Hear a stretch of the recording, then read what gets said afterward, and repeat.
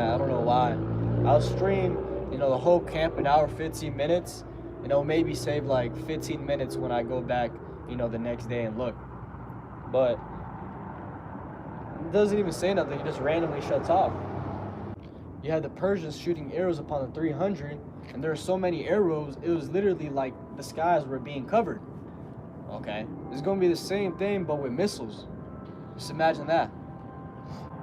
But it says, thus saith Yahweh, it shall also come to pass that at the same time shall things come into thy mind, and thou shalt think an evil thought. Right? So while they're destroying the land of Israel, the Israelis, they're going to have an evil thought. And thou shalt say, I will go up to the land of unwalled villages. I will go to them that are at rest, that dwell safely, all of them dwelling without walls and having neither bars nor gates. Right? So they're going to be, destroying that land. They're going to think, you know what? Let's go to the land of unwalled villages. Which America is the land of unwalled villages. Because you got all these states, there's no actual walls there. Right? Symbolic, the land of unwalled villages. It says, I will go to them that are at rest. Right? The people that live here are at rest. They're not thinking about war, how it's even a possibility. Right? People live here thinking that, that's only for third world countries. And guess what? It's going to come to a city near you because it's written. But it says, right, and that's the point on that. So, what we're seeing essentially is the beginning of that Jeremiah 51, right? The least of the flock shall draw them out. And let's go to Habakkuk chapter 1.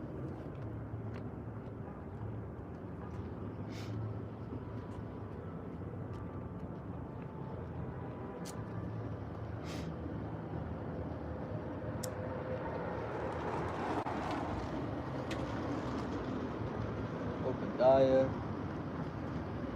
Jonah, Micah. Habakkuk chapter 2 is what I want. Right.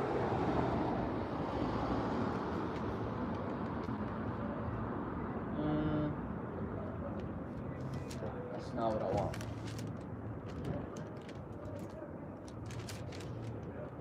Habakkuk chapter 2 is what I want. It is what I want. So Habakkuk chapter 2 and verse Salakia.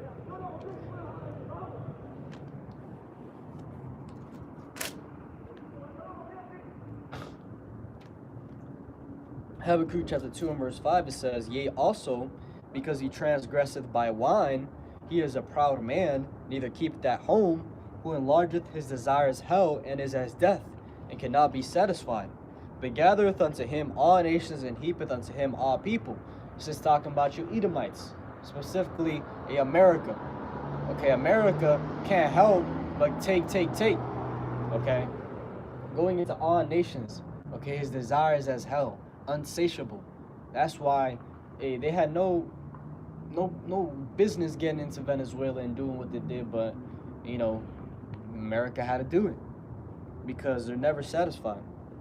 It says transgresseth by wine, right? We went into that in the beginning about how they transgress by that philosophy, okay, pushing a wickedness, breaking the laws of the Heavenly Father. It says, shall not all these take up a parable against him, and a taunting proverb against him, and say, woe to him that increaseth that which is not his, how long? And to him that ladeth himself with thick clay. Right? And that's what we see is going on. Okay, America is taking that which is not his. Okay, here it is. Another thing was that Trump is talking about going to Denmark and taking Denmark. So, what's the limit? Is everybody just gonna start saying, no, that's my nation now, we're gonna go to war?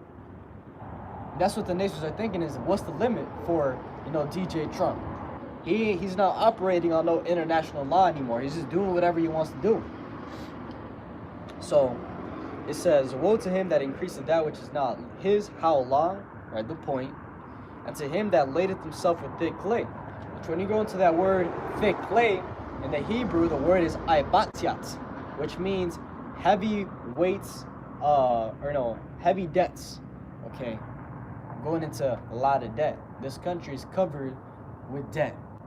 I think it's like at 34 trillion or something like that, an insane number. So lading himself with heavy debt, taking, and never repaying. That's the motto of this place. So it says, shall they not rise up suddenly that shall bite thee, and awake that shall vex thee, and thou shalt be for booties unto them. Right, which booties goes into spoils. It says, because thou hast spoiled many nations, all the remnant of the people shall spoil thee, because of men's blood and for the violence of the land of the city and of all that dwell therein. Right, so eventually all that they have done is going to come upon their own heads. And specifically for the violence of the land, of the blood, and of all that dwell therein. Right, which what happened here, what was that? Which what happened here was, a massacre, which Yahweh Bashim Yahushai needs a repayment for that. And it is going to happen. Surely it's going to happen. That's why it says in Ezekiel 33, the last verse, that then shall they know that a prophet hath been among them. When these prophecies are fulfilled and they're happening live, that's when you people are going to want to seek the prophet, but the vision shall perish from the prophet, as it says. Okay, we're not going to be out here doing the work because, hey, this has a glory to it. This has a finishing. Okay, that's something brothers need to think about more, is we're not going to keep doing the work. Okay, we're not going to be here doing the work forever. There's going to come a time, there's an end, where this finishes. And then that's where, hey, the world is going to see the value of what we've been doing and see that we've been speaking the truth the entire time. But it's going to be too late. All right, that's Amos 8. Let's get that. Let's hit that point.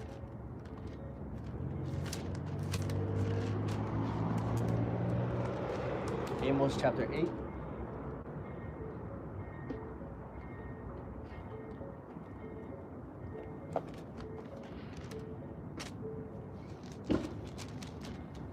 Right, Amos chapter 8 and verse 11, it says, in that day, it says, behold, the days come, saith Yahweh, that I will set a famine in the land, not a famine of bread, nor a thirst for water, but of hearing the words of Yahweh. So, a famine of hearing the words of Yahweh. And how do you hear the words of Yahweh? The prophets, the 144,000. Okay, which are those brothers out there, doing the work, such as me. Lord willing, I'm a part of that number. There's going to be a time where we're not speaking these words anymore, because it's literally going to be illegal. Okay, there was this not IDF, but Israeli, some title high in the government talking about how we need to limit free speech. We need to limit what people say on the internet, and that's coming. Okay, it's coming. How you're not going to be out here you're not going to be able to speak about anything that the Jays do, to even call them out, call out all the wickedness that they're doing. It's going to be illegal. It's going to be punishable. Okay, it's going to be like breaking the law. So when that time comes, and we're going to understand it's the famine of the word. We're done. And we're going to close up the live streams. We're going to close up, making YouTube videos. And we're just going to leave what's on there to be. Okay? And it might get to a point where they even take down our channels. Which, brothers have gone into how, a bunch of brothers' channels are already being closed down. Because YouTube flags it as hate speech or as misinformation. There was a big thing of that in 2020 with that whole J. YouTube flagging videos as medical misinformation when everything that was being spoken was the truth. 4 years later, a year later, the news is coming out saying it's the truth. So you see how, when you speak against the current agenda and what's being pushed as a mainstream narrative, you're the terrorist, you're the crazy guy. But as soon as, those people are proven right, now nobody wants to even touch on the subject, right? They don't want to even touch on that subject no more. It's dead. So there's going to be a time we ain't speaking this no more. That's why it says, seek ye the Lord while he may be found. Seek ye the Lord while he's near. Call ye upon him while he is near. Or no, seek ye the Lord while he may be found. Call ye upon him while he is near. Right now the Lord is near. Okay, at the click of a video, literally I learned all the information I know through the YouTube. And brothers from Great Millstone, I learned all the info I know. So there's no